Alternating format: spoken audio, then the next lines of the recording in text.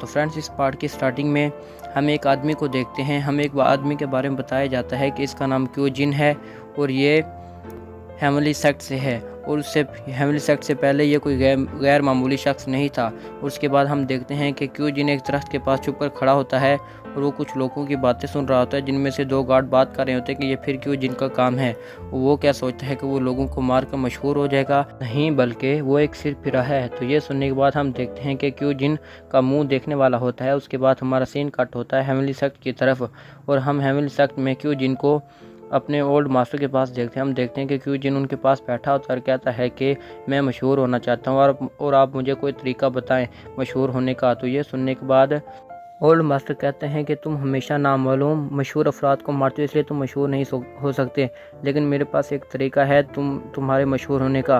तो ये सुनने के बाद हम देखते हैं कि जल्दी से क्यूजिन खड़ा हो जाता है और कहते हैं कि बताइए मास्टर कैसे। तो ये सुनने के बाद ओल्ड मास्टर कहते हैं कि तुम्हें मेरे बड़े भाई डोंग फैंग के साथ फ़ाइट करनी चाहिए, वो बहुत मशहूर है, इसलिए उसके साथ फ़ाइट करके तुम्हें मशहूर हो जाओगे। तो इसके बाद हमारा सीन कट होता है क्यूजिन की तरफ और डोंग फैंग की तरफ। हम इन दोनों को देखते हैं और ये दोनों बहुत बैडस लग रहे होते हैं, और हम वहाँ पर लोगों को देखते हैं जो एक दूसरे से कहते हैं कि वो देखो मास्टर डोंग फैंग।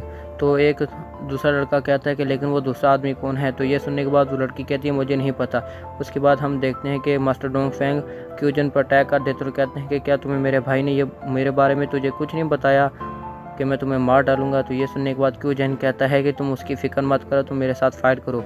इसके बाद हमारा सीन कट हो जाता है और हम देखते हैं कि क्यूजिन के बारे में न्यूज़पेपर में आया होता है कि क्यूजिन मास्टर डोंग फैंग से जीत गया, और सब लोग उसकी तारीफ़ें कर रहे होते हैं और उसके बारे में पढ़ रहे होते हैं। इसके बाद हम देखते हैं कि ये और कुछ नहीं बल्कि हमारा शन हमें कहानी सुना रहा था। उसके बाद शन सोचता है कि अगर मैं ऐसा करूं तो उसके बाद हमारा सीन कट हो जाता है और हमें एक कॉन्फ्रेंस का हाल दिखाया जाता है, जहां पर हम देखते हैं कि वहां का मास्टर जैसे कोई बात कहता है तो शन कहता है कि ट्रैश की टोकरी।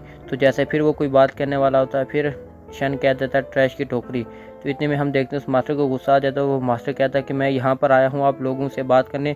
तो ये सुनने के बाद शन कहता है ट्रैश की टोकरी, ट्रैश की टोकरी, trash trash trash trash, master trash trash की टोकरी। तो ये सुनने के बाद हम देखते हैं कि उस ओल्ड मास्टर को बहुत गुस्सा आता है, और गुस्से में हम उसका चेहरा देख ही सकते हैं, और वो गुस्से में अपने सामने डाइस को भी तोड़ देता है और वो शन को मारने के लिए जाता है। लेकिन हम देखते हैं कि उसके गार्ड उसे पकड़ लेते हैं। उसके बाद अखबार में आता है कि शन ने ओल्ड मास्टर को गुस्सा दिला दिया और कॉन्फ्रेंस को ख़राब कर दिया, इसलिए अब शन मरेगा। उसके बाद हम देखते हैं कि शन ये भी एक स्टोरी पढ़ रहा होता है। उसके बाद बुक बंद करता है क्योंकि उसके पास एक डिसाइबल आता है और कहता है कि सीनियर शन आपको मास्टर बुला रहे हैं। उसके बाद हम देखते हैं कि शन उस लड़के के पीछे पीछे जा रहा होता है और शन अपने मन में सोच रहा होता है कि अगर मैं 7वां यांग बन गया तो मेरी मौजें लग जाएंगी और मैं बहुत मशहूर हो जाऊंगा।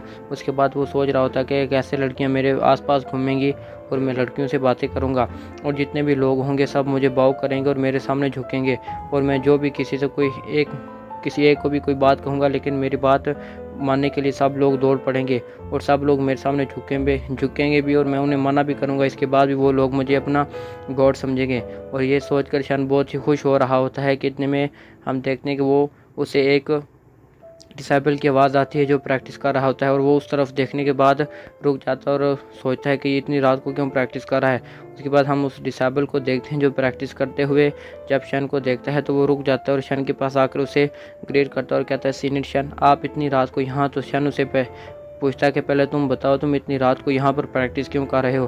तो ये सुनने के बाद वो लड़का कहता है कि सीनियर शन मैं इसलिए प्रैक्टिस कर रहा हूँ क्योंकि मुझे मास्टर ने कहा था कि अगर तुम 24 घंटे दिन रात एक आध दोगे प्रैक्टिस में तो तुम ज़रूर 7वां यांग बन सकते हो। तो ये सुनने के बाद शन को अपनी याद आ जाती है और शन को बहुत दुख होता है कि ये इतनी प्रैक्टिस कर रहा है यांग बनने के, लेकिन मैं क्या कर रहा हूँ और मैं कैसे कैसे कहानियाँ पढ़ रहा हूँ, मैं क्या सोच रहा हूँ। तो ये सुनकर शन मायूस हो जाता है और कहता है कि कुछ नहीं जूनियर तुम प्रैक्टिस करो। तो ये कहने के बाद शन वहाँ से चला जाता है। उसके बाद देखते हैं कि शन एक ब्रिज के ऊपर खड़ा होता है और उसने उस बुक को पकड़ा होता है और वो कहता है कि अब मैं भी प्रैक्टिस करूँगा। ये सोचने के बाद शन उस बुक को फेंक देता है।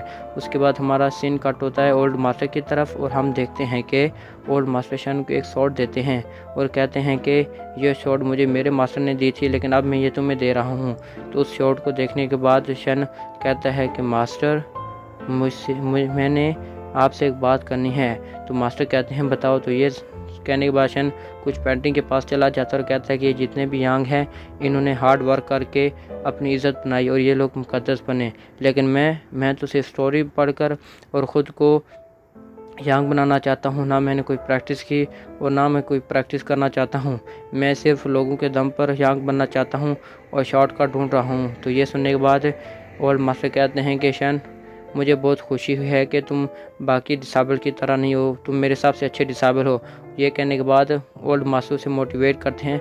उसके बाद हमारा सीन कट हो जाता है एक कॉन्फ्रेंस की तरफ, जहां हम देखते हैं कि ओल्ड मास्टर सब स्टूडेंट को बताते हैं कि ये स्वॉर्ड आज मैं उस स्टूडेंट को देने वाला हूं जो बहुत होशियार है, बहुत अच्छा है, इसके अलावा बहुत हार्ड वर्किंग भी है और वो आप में से ही एक है। तो ये सुनने के बाद हम देखते हैं शन को। शन कहता है कि क्या मास्टर को मेरी बात इतनी पसंद आ गई थी कि वो मुझे ये स्वॉर्ड देने वाले हैं, मुझे अपना डिसाबल चुनने वाले हैं। तो ये सुनकर शन खुश हो रहा था। कितनी देर हम देखते हैं ओल्ड मास्टर को। ओल्ड मास्टर कहते हैं कि अब आपको मैं मज़ीद इंतज़ार नहीं करवाऊंगा और आपके सामने मैं उस बच्चे का नाम लेने वाला हूं। ये कहने के बाद मास्टर सब से कहते हैं कि तुम सब अब तैयार हो जाओ क्योंकि वो है। तो ये इतना अभी मास्टर ने कहा ही था कि हम देखते हैं कि शन पहले खड़ा हो जाता है, लेकिन मास्टर उन में से यांग का नाम लेते हैं, कहते हैं कि यांग। तो ये सुनने के बाद शन अजीब शक्ल बनाता है और शन जब यांग को गौर से देखता है तो वो देखता है कि यांग के पास वही किताब होती है और शन ये सोचकर बहुत ही गुस्सा हो जाता है और अपने आप को कोसने लगता है और वो अपने मन में सोचता है ये किताब इसके पास है। तो ये सोचने के बाद शन सोचता है कि हाँ, इसके साथ क्या क्या होगा। तो ये ख्याली पुलाव बनाते हुए शन फिर सोचता है कि पहले यांग ने इस बुक को पढ़ा होगा और उस बुक को पढ़ने के बाद यांग ने पहले सोचा होगा कि पहले ट्रेजर इकट्ठा करना चाहिए और यांग ने पहले ट्रेजर इकट्ठा करने के लिए उस माउंटेन से छलांग लगाई होगी और यांग ने उस माउंटेन से छलांग लगाई होगी ट्रेजर इकट्ठा करने के लिए। और यांग को उस माउंटेन से नीचे गिरने के बाद यांग को एक पिल मिली होगी, जो ये पिल अभी यांग ने खाई नहीं होगी बल्कि वो एक ओल्ड मास्टर के पास गिरा होगा और ओल्ड मास्टर से कहा होगा कि मार्शल आर्ट की जितनी भी तकनीक मैंने बनाई आज मैं तुम्हें देता हूँ। ये कहने के बाद ओल्ड मास्टर अपनी पावर और मार्शल आर्ट की तकनीक यांग को दे जाता है और उसके बाद यांग फिर से एक माउंटेन से नीचे गिरता है। तो वहाँ पर एक लड़की होती है जो कहती है कि मैं फ्यूनिक्स गर्ल हूँ और मैं अपनी सारी पावर अब तुम्हें देना चाहती हूँ। ये कहने के बाद वो पावर यांग को देने लगती है। लेकिन फ्रेंड्स, ये तो नहीं पता कि वो पावर यांग को कैसे दे रही थी, लेकिन जो आवाज़ें आ रही थी वो कुछ और ही बता रही थी। इसलिए मुझे लगता है कि उसने किसी और तरीके से यांग को पावर दी है। तो फ्रेंड्स, हमारा ये पार्ट यहीं पर होता है ख़त्म। और फ्रेंड्स, मैं आपको बता दूं कि मैं इस सीरीज़ का पार्ट आपके लिए बहुत जल्दी लाऊंगा। और फ्रेंड्स, आप मेरी वीडियो को लाइक भी किया करें।